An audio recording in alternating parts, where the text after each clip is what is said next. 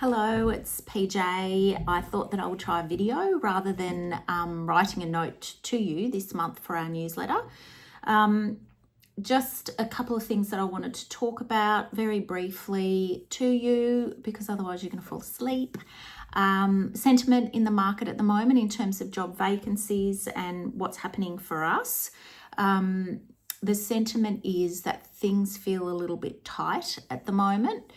There's not a lot of movement in the areas that we recruit into, which is middle management and executive roles. And certainly candidates that are either calling us or that we're approaching for roles that we've been recruiting are noticing that also. That, you know, number of job ads has dropped, number of approaches that they're getting from recruiters and also hiring managers within aged care organisations really has gone quiet.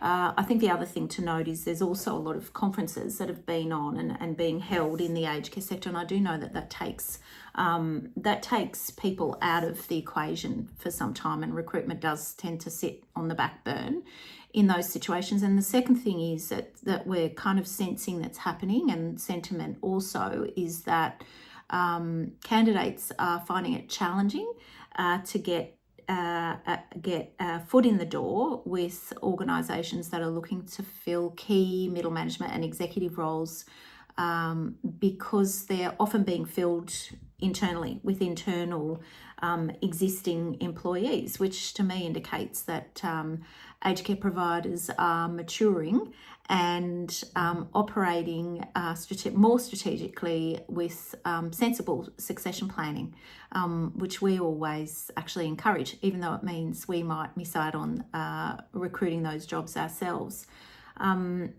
I've been personally recruiting a lovely CEO role in the Upper Hunter in New South Wales.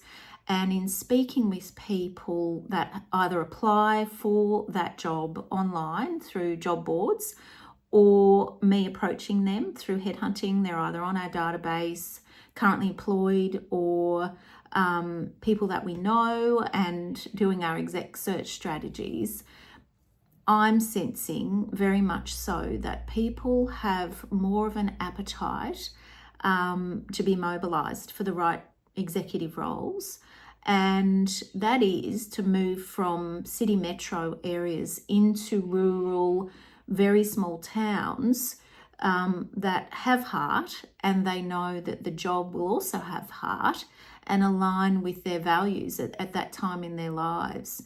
And people are interested in FIFO arrangements also for this CEO role, and it's good that the board is open to considering people doing a FIFO kind of arrangement. So that's a bit of a shift for us in terms of what we're seeing. Most of the time people want to stick. If you're in Sydney, you want to stay in Sydney and you want your next exec role in aged care to be in Sydney, or Brisbane or Melbourne or Hobart. So it's nice to see people are prepared to uproot and move somewhere else to a regional centre, because those aged care providers really do need top talent. Our blog this month, which I wrote, is a bit of a tearjerker, and it's just a reflection on life's turns and what happens when there's a twist and turn in people's lives, and reflecting on a couple of conversations I've had with people.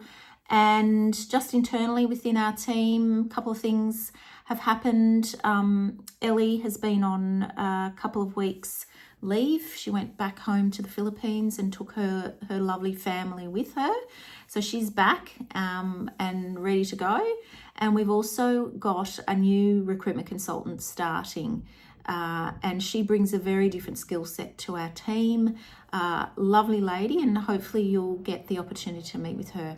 So until next month, which is nearly Christmas, enjoy our newsletter. Cheers.